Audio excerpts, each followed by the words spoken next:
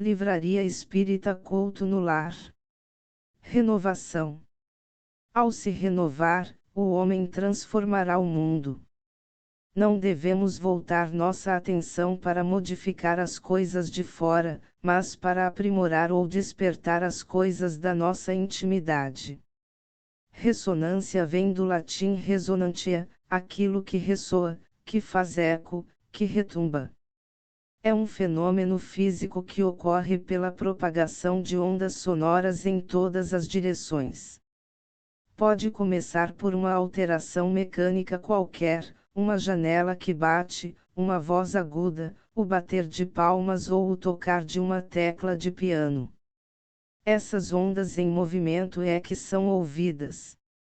É a ressonância.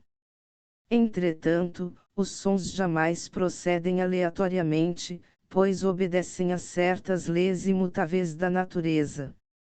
Quando passamos por um extenso vale ou por um penhasco e, por exemplo, emitimos um ruído qualquer, o ricochete da onda sonora faz com que ele seja claramente percebido como um sinal distinto do transmitido originalmente.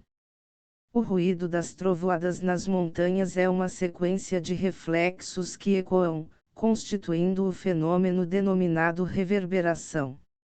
A harmonia ou o desequilíbrio no ambiente familiar é, na verdade, uma ressonância ou reverberação pessoal ou coletiva resultante das atividades mentais do eu individual ou grupal que formam o clima energético da moradia.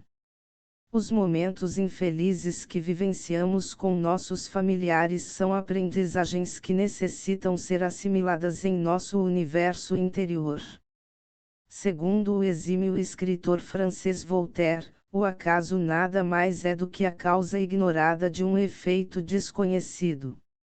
Os pais transmitem, frequentemente, aos filhos uma semelhança física. Transmitem também uma semelhança moral. Não, uma vez que têm alma ou espírito diferentes. O corpo procede do corpo, mas o espírito não procede do espírito. Entre os descendentes das raças não há senão consanguinidade.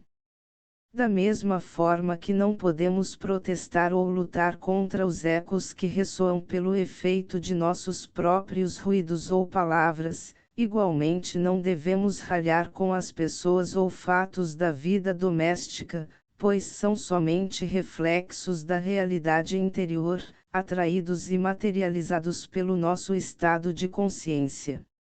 Enorme é a aflição daqueles que não sabem que criam aquilo que vivem, já que se sentem impotentes nas mãos de uma força que não compreendem. No entanto, quase todos nós fazemos exatamente isso em nosso cotidiano. Lutamos e discutimos contra as ocorrências, os comportamentos e atos externos em nosso ambiente social ou domiciliar, sem nunca nos voltarmos para dentro de nós mesmos, perguntando-nos onde está a verdadeira raiz do conflito. O sábio observa os acontecimentos como quem olha para o espelho, nossa realidade reflete aquilo que somos. Ninguém em sã consciência brigaria com o próprio eco, pois estaria, na realidade, lutando contra si mesmo. Ao fazermos esse jogo imaturo, tomamos para nós uma luta inglória, em que não há vencedores, apenas vencidos. Quem deveríamos derrotar numa batalha em que escutamos apenas a própria voz ecoando? Indivíduos de uma mesma família precisam perceber seu poder de ação na atmosfera energética familiar, analisando os atos e atitudes vivenciados no dia a dia, como se estivessem expostos numa vitrina. A partir dessa observação, cabe-lhes alterar comportamentos inadequados e rever posturas de inflexibilidade.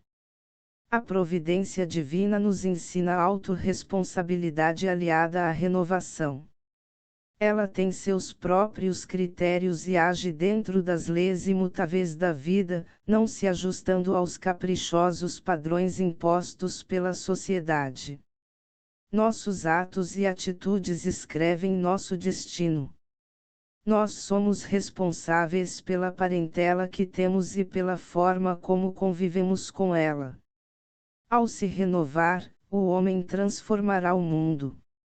Não devemos voltar nossa atenção para modificar as coisas de fora, mas para aprimorar ou despertar as coisas da nossa intimidade.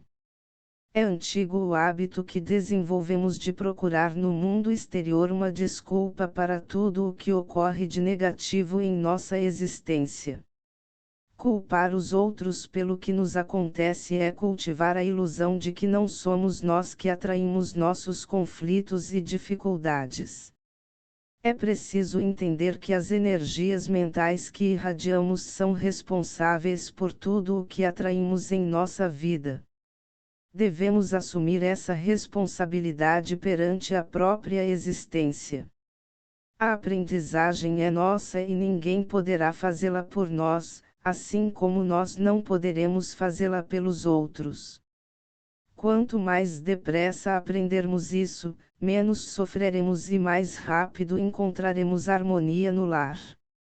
Criamos uma lista enorme de culpados aos quais atribuímos a responsabilidade pelo nosso destino infeliz, desajustes da família atual, erros das vidas passadas, ações doentias de espíritos perturbadores. Acreditamos, enfim, que somos vítimas indefesas e impotentes de tudo e de todos. A teoria da culpa encontrou uma imensa massa de adeptos nos dias atuais. De onde provém as semelhanças morais que existem, algumas vezes, entre pais e filhos? São espíritos simpáticos, atraídos pela semelhança de suas tendências. No processo reencarnatório, os espíritos são atraídos pela semelhança de suas tendências, portanto, é nosso reino interior que atrai aqueles que serão nossos familiares, criaturas com específica estrutura íntima e valores ajustados a um determinado padrão evolutivo. Nelas encontraremos apoio para aprimorar nossas capacidades e estímulo para despertar nossas habilidades e possibilidades inatas. As semelhanças morais que existem, algumas vezes, entre pais e filhos são tipos de mentalidade que se identificam por suas conquistas ou carências, a fim de se reorganizarem interiormente ou continuarem o despertar dos potenciais adormecidos da alma. Em muitos casos, nunca se conheceram em outras existências, mas se unem por possuírem as mesmas inclinações, os mesmos conflitos, hábitos, vocações, valores e desajustes psicológicos. Todavia, seja qual for o tipo de união, a relação que se estabelece entre eles é para que vençam a si mesmos, reajustem as dificuldades mentais, emocionais e sentimentais e prossigam efetuando a renovação da própria alma. Os pais transmitem, frequentemente, aos filhos uma semelhança física. Transmitem também uma semelhança moral. Não, uma vez que têm alma ou espírito diferentes. O corpo procede do corpo, mas o espírito não procede do espírito. Entre os descendentes das raças não há senão consanguinidade. De onde provém as semelhanças morais que existem, algumas vezes, entre pais e filhos? São espíritos simpáticos, atraídos pela semelhança de suas tendências. O progresso chega à humanidade gradativamente, com a mesma sutileza com que o dia jaz desaparecer à noite, ele desce quase que imperceptível sobre as criações e as criaturas como um orvalho fecundo e fundamental à nossa vida de espírito imortal. O Dr. Carl Gustav Jung definiu sincronicidade como coincidência significativa de um estado psíquico com um ou vários fatos externos correspondentes, ocorrência entre eventos psíquicos e físicos. São acontecimentos coincidentes, no tempo e no espaço, que, embora aparentemente inexplicáveis, estabelecem relações conexas do ponto de vista psicológico. A noção dada por Jung de sincronicidade pode ser em parte reconhecida como a dinâmica interligação entre a alma e o mundo material. A vida assemelha-se a um fluxo multidimensional pelo qual as criações e as criaturas estão passando no universo. Vivemos interagindo, de forma invisível, com muitas outras realidades ainda desconhecidas e ignoradas no mundo moderno. Determinados fenômenos sincronísticos escapam da observação do princípio de causalidade, ou seja, eles ainda não podem ser analisados e ponderados materialmente. A ciência atual ainda não chegou a entender como a lei de causa e efeito funciona em determinados eventos e circunstâncias transcendentais. Entretanto, fenômenos sincronísticos não podem ser considerados acasos. O acaso é cego e não pode produzir os efeitos da inteligência. Um acaso inteligente não seria mais o acaso. Podemos dizer, de modo figurado, que o acaso é o pseudônimo do Criador, quando não quer deixar transparecer a assinatura de sua obra. Encontros inesperados com pessoas que nos mostram casualmente caminhos que há anos procurávamos e não sabíamos onde e como encontrar, auxílios financeiros que apareceram no momento exato em que a tribulação mais se agravava, sugestões ou opiniões que recebemos em uma conversa aparentemente informal e que muito contribuíram para nosso autoconhecimento, livros que escolhemos de modo aleatório e que trouxeram significativo auxílio para a solução de problemas que estávamos atravessando. Deparamos subitamente com artigos numa revista cujo tema ainda há pouco comentávamos com um amigo ou familiar, e outros tantos exemplos. Essa suposta sucessão de acasos, vivida por inúmeras criaturas, revela a existência de leis espirituais desconhecidas que regem e guiam o progresso de todos os seres humanos. As inexplicáveis coincidências que acontecem em nossa vida geralmente colaboram para nossa renovação espiritual ou crescimento interior.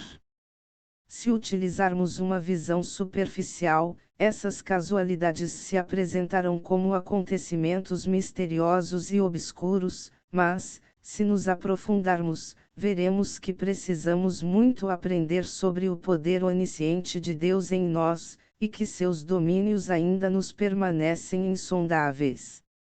As leis divinas ou naturais são o cordão umbilical que liga tudo e todos com a fonte criadora. Por isso, Jesus exortou a nossa ligação espiritual, dizendo: Eu sou a videira e vós os ramos.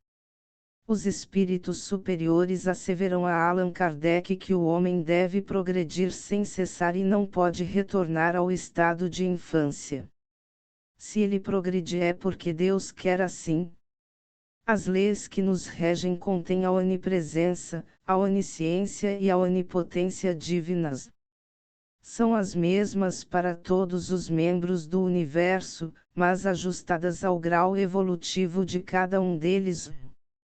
O homem deve progredir sem cessar, uma vez que a renovação espiritual não é produto de um ensinamento, mas está em germe em todos os seres.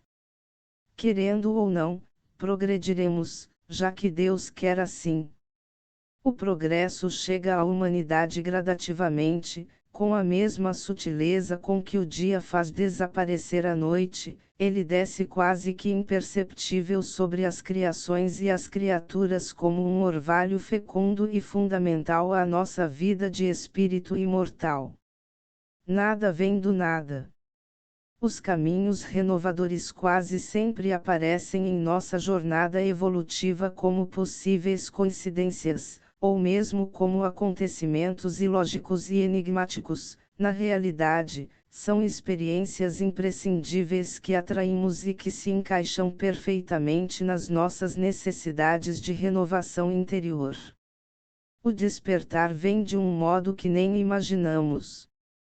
Nesses momentos perguntamo-nos: o que será que Deus quer de mim?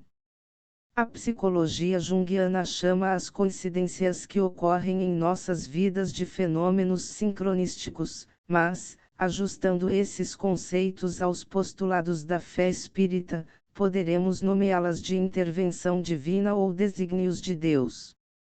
No entanto, seja qual for a denominação que utilizarmos, tenhamos a certeza de que tudo aquilo que nos acontece tem como objetivo profundo a renovação da alma e como propósito o bem comum. O progresso que atingimos hoje é compatível com o crescimento que tivemos ontem.